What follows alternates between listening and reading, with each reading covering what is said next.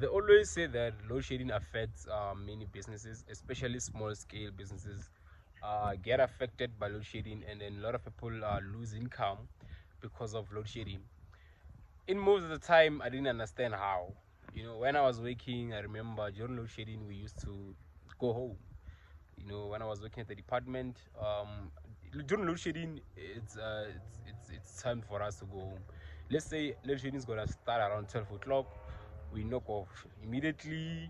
30 minutes or immediately load shedding hit, we knock off. But then now I have my own business. Then I understand how load shedding really affect the business, because those time I only got happy because I was gonna work for few days. But now, since I run my own business, it's really hectic. So I'm gonna give you an example. So today I was supposed to slaughter like a few chickens for my client, and then because of load shedding, I cannot do anything because I use a chicken plug to slaughter. I always need electricity to boil the water. So right now, I'm in my chicken house and my drinkers are out of water.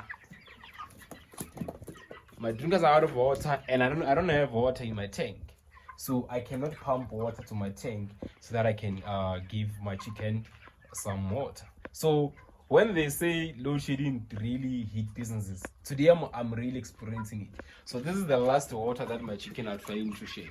So that's what's remaining. Even my feeders are out of feed anyway, but we're not here to talk about that. So today I'm experiencing the knock when they say load shedding really affect businesses. So I cannot run my business as usual. I cannot sell. I can only sell live chicken. I cannot sell slaughtered. But otherwise, yeah, that's the problems that we are facing as small scale farmers. So electricity is an issue.